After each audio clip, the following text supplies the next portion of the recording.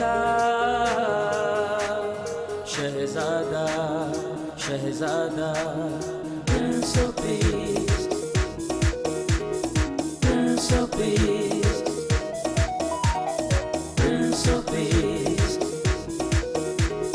Prince of Peace welcome, خوش آمدید prince of peace میں ہم آپ کو ویلکم کرتے ہیں۔ خدا کی شکر گزاری ہو آج اس خوبصورت وقت کے لیے جو خدا نے ہمیں دیا ہے تاکہ مل کر ہم اس کے کلام پر غور کر سکیں۔ آج ہمارے اسٹوڈیو میں موجود ہیں ہمارے معزز مہمان، جن میں ہمارے پہلے گیسٹ جناب پاسٹر ناصر مختار صاحب، F G church Bawachak Faisalabad سے آپ کا تعلق ہے۔ Pastor welcome. Thank you so much. ہمارے دوسرے گیسٹ ہیں آج ہمارے ساتھ جناب پاسٹر لیاقت ڈینیل صاحب، جو یونگ چرچ گھاٹ والا فیصل آباد سے آپ کا تعلق ہے۔ بھائی صاحب ویلکم ٹو دا شو۔ اور تیسرے گیسٹ ہیں جناب پاسٹر ساجد یونس صاحب، بیتل چرچ فیصل آباد سے آپ کا تعلق ہے۔ آپ کو بھی ویلکم بھائی صاحب۔ تھینک یو سو مچ۔ شکر گزاری ہو آج اس وقت جیسا کہ ہم خدا کے کلام پر غور کرنے والے ہیں۔ آج کا ریفرنس یرمیہ نبی کا صحیفہ ہے اور 10واں باب اور اس کی 6، 7 اور 8 3 آیات مبارکہ جو ہیں وہ پڑھیں گے۔ میں درخواست کروں گا پاسٹر ناصر مختار صاحب سے کہ وہ کلام کا یہ حصہ پڑھنے میں ہماری رہنمائی فرمائیں۔ خدا کے کلام میں یوں مرقوم ہے، یرمیہ نبی کا صحیفہ ہے، اس کا 10واں باب اور اس کی 6 آیت سے، اے خداوند تیرا کوئی نظیر نہیں، تو عظیم ہے اور قدرت کے سبب سے تیرا نام بزرگ ہے۔ اے قوموں کے بادشاہ، کون ہے جو تجھ سے نہ ڈرے؟ یقیناً یہ تجھ ہی کو زیبا ہے، کیونکہ قوموں کے سب حکیموں میں اور ان کی تمام مملکتوں میں تیرا ہمتا کوئی نہیں، پریز گاڈ۔ مگر وہ سب حیوان خصلت اور احمق ہیں۔ بتوں کی تعلیم کیا، وہ تو لکڑی ہیں۔ مقدس کلام کے پڑھے اور سنے جانے پر خدا ان کی برکت۔ آمین۔ آمین۔ میں چاہوں گا کہ پاسٹر لیاقت ڈینیل دعا میں رہنمائی فرمائے تاکہ خدا کا پاک روح ہم سب کی مدد اور رہنمائی فرمائے۔ جی بات صاحب۔ خداوند زندہ جلالی آسمانی خدا، ہم تیری شکر گزاری کرتے ہیں آج اس وقت کے لیے جس میں ہم سب مل کر تیرے کلام کو سیکھنے اور قوموں تک پہنچانے کے لیے جمع ہیں۔ ہم تیری شکر گزاری کرتے ہیں خداوند۔ دعا ہے ہمارے ذہنوں کو کھول۔ بائبل میں لکھا ہے پھر تو نے اپنے شاگردوں کے ذہنوں کو کھولا تاکہ وہ کتاب مقدس کو سمجھیں۔ دعا ہے ہمارے ذہنوں کو کھول تاکہ ہم کتاب مقدس کو سمجھیں اور عقل اور دانائی کے ساتھ تیرے لوگوں تک پہنچا سکیں۔ ہم سب کی مدد کرنا، سیکھنے اور سکھانے میں اپنے پاک روح کو ہماری زندگیوں پر نازل کرنا، اور خداوند سننے والوں پر بھی تیری برکت نازل ہو، اور اس کلام کو سننے کے بعد لوگ حقیقی پرستش کو جان جائیں اور بت پرستی سے باز آئیں، یسوع مسیح ناصری کے نام سے آمین۔ ناظرین آج نوٹ فرما لیں، آج کا جو ٹاپک ہے وہ ہے بت پرستی اور حقیقی پرستش۔ ان کے درمیان جو موازنہ ہے اس کے بارے میں ہم جاننے کی کوشش کریں گے۔ خدا کا کلام جو ضابطہ حیات ہے اور ضابطہ نجات ہے، کس طرح ہماری ہدایت اور رہنمائی کرتا ہے کہ ہم خدا کی پرستش کریں، کیونکہ آج ہم دیکھتے ہیں کہ لوگ نادان ہیں، بھٹکے ہوئے ہیں، انہوں نے اپنے طریقے ڈھونڈے ہوئے ہیں، اور خاص طور پر ہم دیکھتے ہیں کہ توفیقیت پائی جاتی ہے، کھچڑی بنی ہوئی ہے کہ لوگوں نے دوسری اقوام کے، جس طرح کے پاک کلام فرماتا ہے کہ بنی اسرائیل کو خدا نے چنا تاکہ دنیا میں اس کی روشنی بنے، اس کا نور بنے، اور بنی اسرائیل نے دوسری اقوام کے رنگ اپنے اوپر اس نے چڑھا لیے، اور اس طرح وہ سچائی سے دور چلے گئے اور زندہ خدا کی پرستش چھوڑ دی اور غیر معبودوں کی پیروی کی۔ تو آج بھی اسی طرح ہم دیکھتے ہیں کہ بہت سارے ہم نام نہاد مسیحوں کو کہ جو طرح طرح سے مختلف قسم کی جو ورشپ کر رہے ہیں، عبادات کر رہے ہیں، اور کسی نہ کسی طرح ان کی ورشپ کے اندر بت پرستی کا عنصر پایا جاتا ہے، یہ ایلیمنٹ موجود ہے۔ تو اس حوالے سے ہم خدا کے خادموں سے سیکھیں گے۔ میں درخواست کروں گا جناب پاسٹر ناصر مختار صاحب سے کہ ناظرین تک وہ آج کا جو ٹاپک ہے اس حوالے سے خدا کا کلام پہنچائے۔ Thank you so much pastor sir welcome. اور خدا کا شکر، ایک دفعہ پھر بہت خوشی ہوئی ہے جی آپ کے ساتھ اس فیلوشپ کے لیے ہم آئے ہیں، خداوند کی خدمت کے لیے ہم آئے ہیں، اور میں ایک دفعہ پھر اپریشیٹ بھی کرنا چاہتا ہوں پی ایم آئی چینل کو، تھینک یو، کہ جنہوں نے یہ اس بات کو آگے رکھا ہے کہ ہم کلام کی سچائیوں کو دنیا تک پہنچائیں۔ آمین آمین، بالکل۔ تو دل بہت خوشی سے بھرا ہوا ہے کہ ہمیں بھی موقع ملا کہ ہم دنیا کو ہم کلام کی سچائیوں سے ہم روشناس کروا سکیں, جی جی ہم ان کو بتا سکیں کہ کلام ہمیں کیا سکھانا چاہتا ہے. آمین. یس. تو جب مجھے پتہ چلا کہ اس ٹاپک پر بات کرنی ہے جی تو ایک اندر ایک جوش تھا, جوش, بالکل کہ ہم بتا سکیں جی. کہ زندہ خدا کیا کر سکتا ہے. واہ واہ واہ واہ. تو بہت زبردست ٹاپک کہ بت پرستی اور حقیقی پرستش کا موازنہ, جی جی.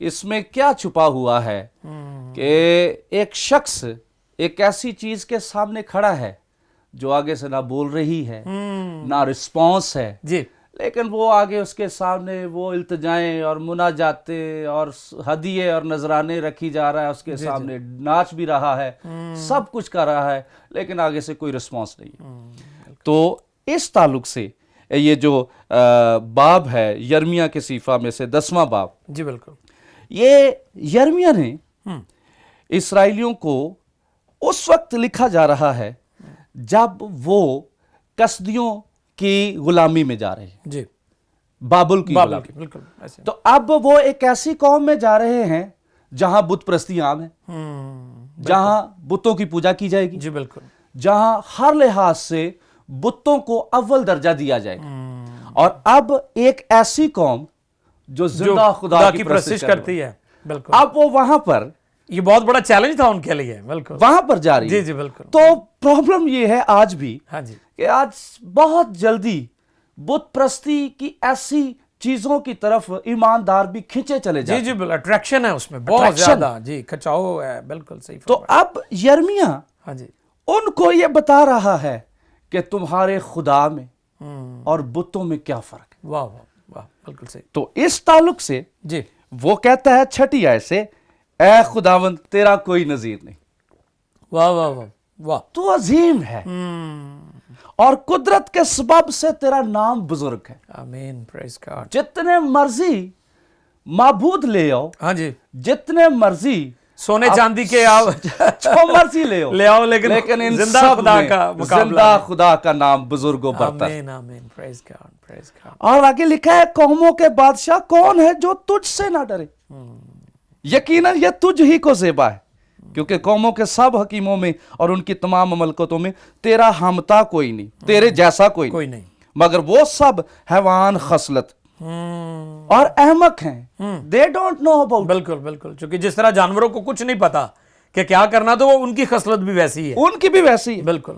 بتوں کی تعلیم کیا, وہ تو لکڑی ہیں. جی جی جی جی, اب یہ باتیں یرمیہ اپنی قوم کو بتا رہا ہے کہ تم چونکہ وہاں پر غلامی کے لیے جاؤ گے, اسیری میں جاؤ گے, لیکن وہاں پر میں تمہیں بتا دوں کہ وہاں پر بت پرستی ہے, جی, وہاں پر بتوں کی پوجا کی جائے گی, اور چونکہ وہاں پر بتوں کی پوجا کی جائے گی, لیکن تم اگر وہاں پر اسیری میں بھی ہو, لیکن پھر بھی تمہارے ہاتھ زندہ خدا کی پرستش کے لیے اٹھے رہے. تو اس تعلق سے یہاں پر لفظ استعمال ہوا بتوں کی تعلیم کیا, جی, تو who hates لفظ ایک ہیبریو ورڈ استعمال ہوا ہے اس کے لیے, تو جس کا مطلب ہے a false god, جھوٹے معبود, ایک جھوٹا معبود. جی, اور پھر ایک مطلب ہے اس کا کہ ووڈن آئیڈل, لکڑی کی, بالکل, آگے لکھا نا وہ تو لکڑی ہے, لکڑی ہے, بالکل صحیح. ٹھیک. تو اب ان کو بتا رہا ہے کہ جس جگہ تم جا رہے ہو نا, وہاں پر تمہیں ایسے سٹیچوز ملیں گے, ہاں جی ہاں جی, جو ہاتھ کی کاریگری ہیں, اور وہ لکڑی ہیں, اور وہ پتھر ہیں, مختلف. صحیح. اور جو گریک ورڈ ہے وہ ایڈیولون, آئیڈیل, جو آئیڈل ہے نا, اس وہاں سے نکلا. ہاں جی, وہاں سے لفظ وہ نکلا ہے, جس کا مطلب ہے کہ ایک کیا کہنا چاہیے, کارپینٹرس ورک. جی بالکل, جیسے ایک لکڑی کا کام کرنے والا, اس کا شاہکار ہے, شاہکار. صحیح. یا دوسری طرف ہے ایک امیج, جی بالکل, جو آپ نے بنا لیا, ایک تصور, صحیح, اور اس کی آپ پرستش کرتے ہیں. یہ یرمیہ ان کو بتانے والا ہے کہ یہ جس قوم میں تم جانے والے ہو, وہاں پر ایسے خدا تم کو ملنے والے جو جسٹ امیجز ہیں. بالکل تصویر. تو لیکن آگے دوسری بات ہے کہ پرستش چونکہ ہم بت پرستی اور پرستش میں حقیقی پرستش میں موازنہ کرنے والے ہیں، تو پرستش کے لیے جو ہبری ورڈ ہے عبد، تو اس کا مطلب ہے سرونٹ. واو واو. پھر ایک مطلب ہے بیکم سلیو، غلام ہو جانا. جانا بالکل. اب جو حقیقی پرستش ہے جی. اس میں لوگ زندہ خدا کے غلام ہوں گے، واہ واہ واہ. کسی بت کے نہیں. کسی بت کے نہیں. جی. لیکن اگر جھوٹی پرستش ہے تو پھر وہ معبودوں کے غلام ہو جائیں گے، اور جب معبودوں کے غلام ہوں گے تو وہ معبود ان کا خون لے کر ان کو چھڑائیں گے. لیکن یہاں پر پرستش یہ واہ ہے واہ. کہ یہاں پر خون لیا نہیں جائے گا بلکہ خون دے کر چھڑا لیا جائے گا. پریز گاڈ. ونڈرفل بھائی صاحب، بہت اچھے. تھینک یو پاسٹر ناصر. بڑی اچھی آپ نے ہمیں انٹرو دیا ہے کہ کس طرح حالات تھے، اور کئی دفعہ بڑا مشکل ہوتا ہے کہ جو سچے خدا، زندہ خدا کے پرستار ہیں، ان کے ارد گرد کا ماحول بہت آلودہ ہو اور ہر طرف بدی کا بول بالا ہو، بت پرستی ہو، تو ان حالات میں بھی ایمان پر قائم رہنا یہ بہت بڑی بات ہے. آگے بڑھتے ہیں، اور میں درخواست کروں گا جناب پاسٹر لیاقت ڈینیل صاحب سے کہ وہ بھی ہمارے ناظرین تک اس موضوع پر خدا کے کلام میں سے رہنمائی کریں. جی. تھینک یو پر صاحب، ویلکم.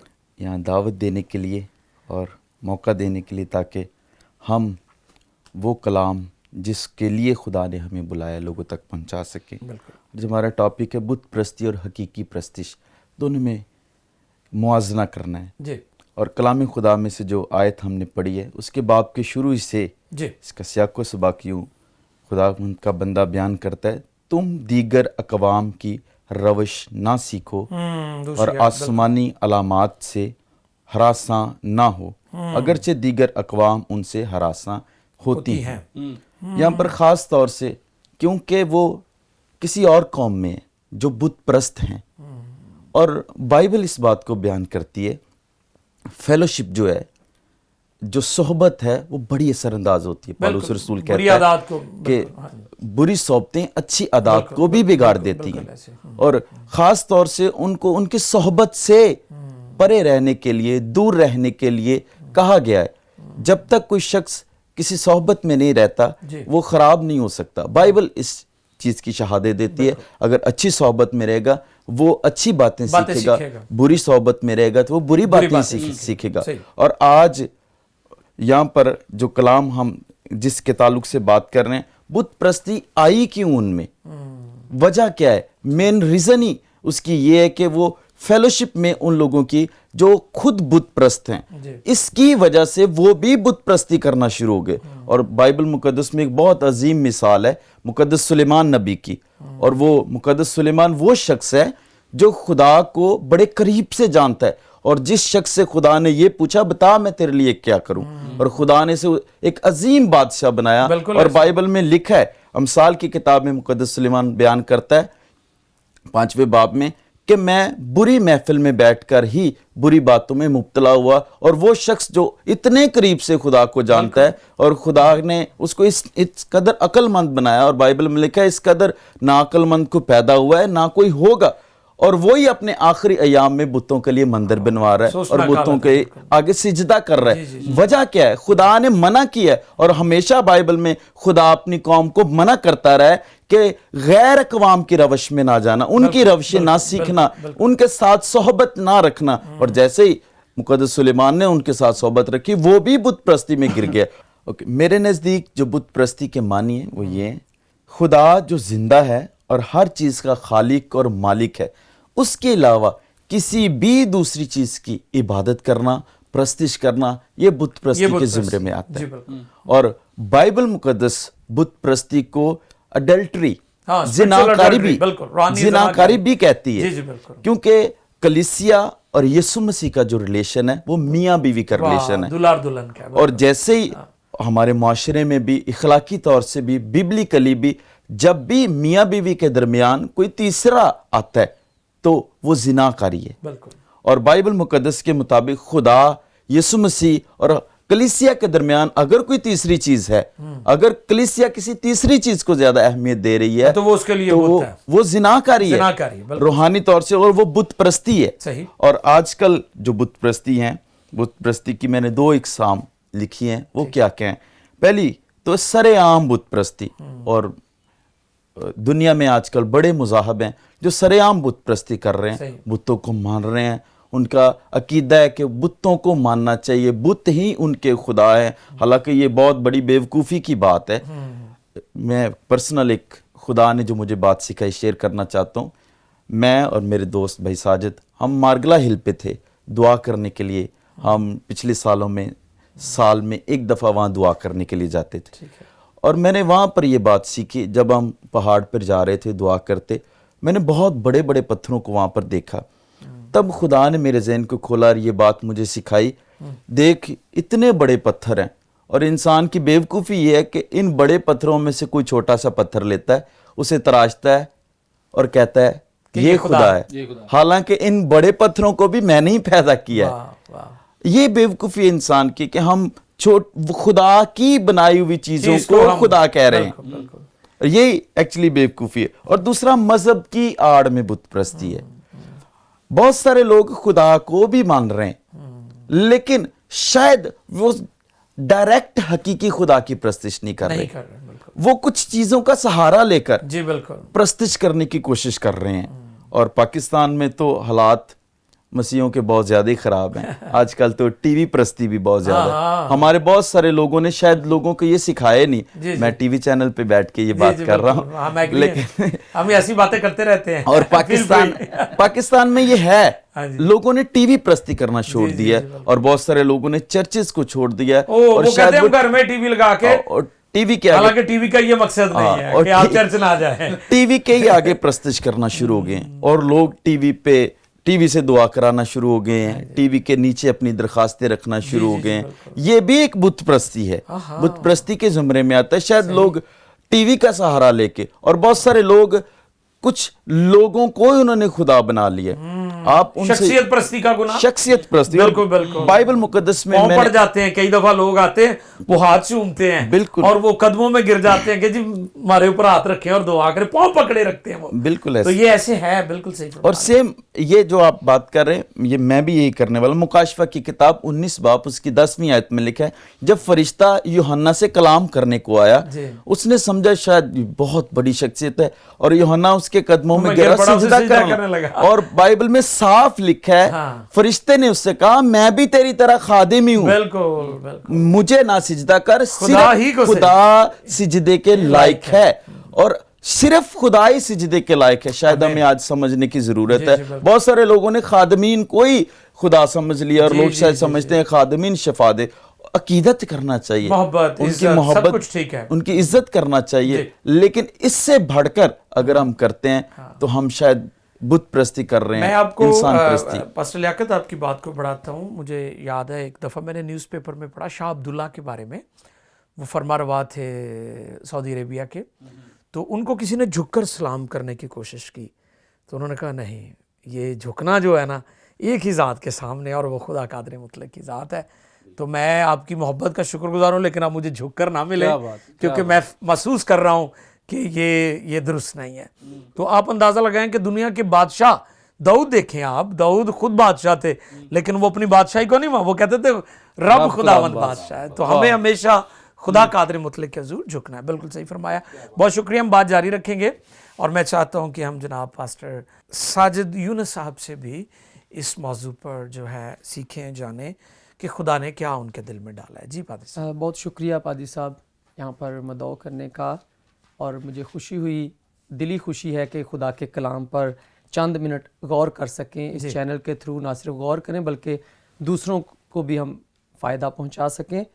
मैं यर्मिया नबी के सहीफ़े को फिर से दोहराना चाहता हूँ, जो इक़्तिबास हमने चुना है 10वें बाब में से। जी।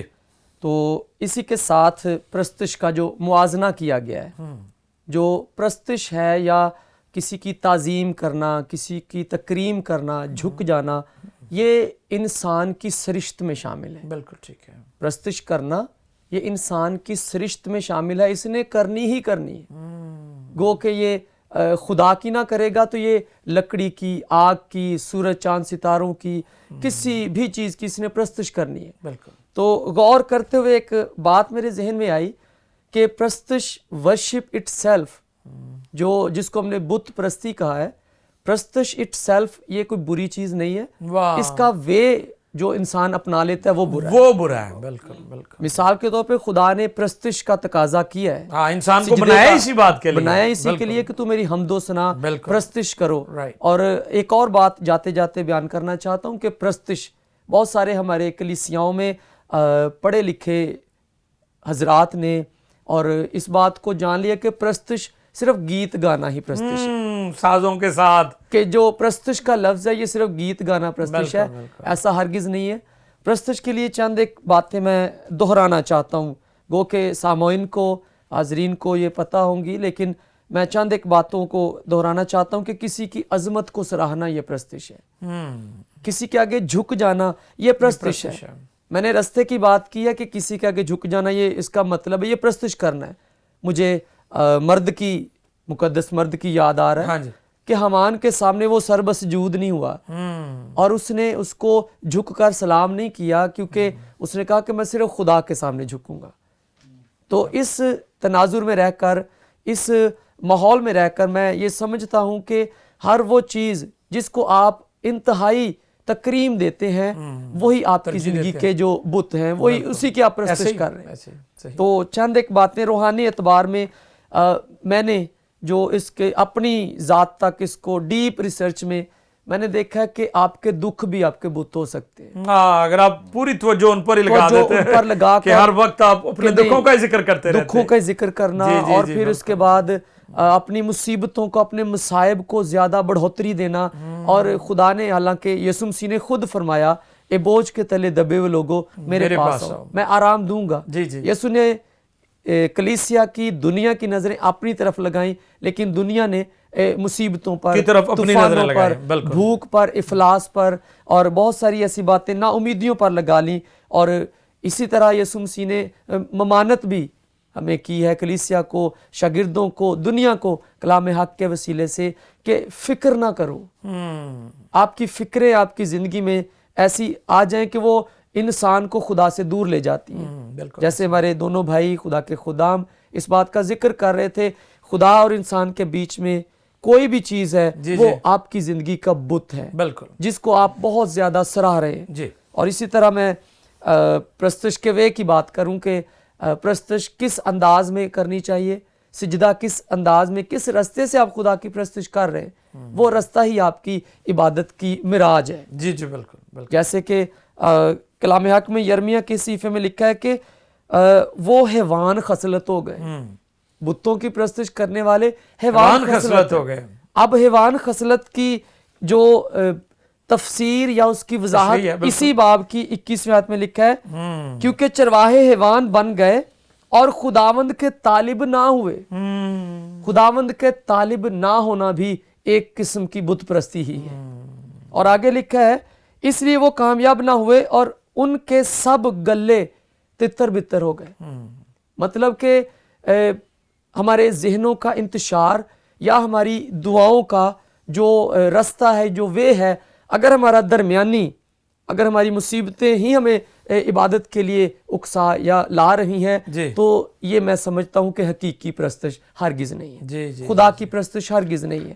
اگر آپ کی پرستش, آپ کی زندگی, آپ کی عبادت کا مرکز خدا نہیں ہے, اس کی محبت نہیں ہے, تو یہ سراسر نادیدنی بت پرستی ہے جس سے ہمیں آج اس دور میں, جیسے انہوں نے ظاہری اور پوشیدہ دونوں طرح کی بت پرستی کا ذکر کیا, یہ اسی طرح ہے. اسی طرح ہمیں جاننے کی ضرورت ہے کہ حقیقی پرستش ہے کیا.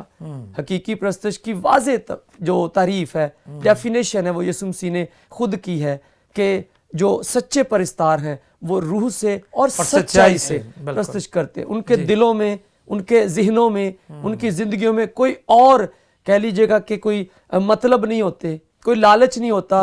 وہ صرف خدا کی حضوری میں اس لیے آتے ہیں کہ وہ خدا سے محبت کرتے ہیں. اور اسی کی طور پر میں بات کروں تو خدا نے خود اپنی غیرت میں رہ کر اس بات کو کہا, کلام یہ دیا موسیٰ نبی کو کہ اسرائیل کو یہ کہنا, سن اے اسرائیل خداوند ہمارا خدا ایک ہی خدا ہے. جب وہ بات کہی گئی تو اس وقت بے شمار بت تھے. जिनको लोग अपना खुदा मानते थे, जो अपने आप को खुदा मानते थे, जो मनवाते थे, जिनको जबरदस्ती प्रस्तुश करने के लिए उकसाया भी जाता कि इसकी प्रस्तुश करो, इसकी प्रस्तुश करो। और इसराइल के लिए खुदा का कलाम उस वक्त ये था, दुनिया में बेशुमार बुत हों लेकिन सुन ए इसराइल, ए कलीसिया, ए मेरे बंदो, सुन लो तुम्हारा खुदा एक ही है। आमीन, आमीन, वंडरफुल। तुमने एक ही खुदा की प्रस्तुश करनी है। और फिर रोमियो के खत में पौलुस रसूल इसी बात में वो बोलता है, इसी मफहूम में वो बोलता है कि इस जहान के लोगों ने, बहुत सारे लोगों ने गुमराह होकर इस जहान की फ़ानी चीज़ों को खुदा अबदी लाफानी खुदा के जलाल में तब्दील कर दिया। बहुत शुक्रिया भाई साहब, हम गुफ्तगू जारी रखेंगे। आप बड़ी अच्छी गुफ्तगू कर रहे हैं। नाज़रीन, चूँकि अभी ब्रेक का वक्त हो रहा है तो स्टे विद अस, मिलते हैं ब्रेक के बाद। Prince of Peace, Prince of Peace.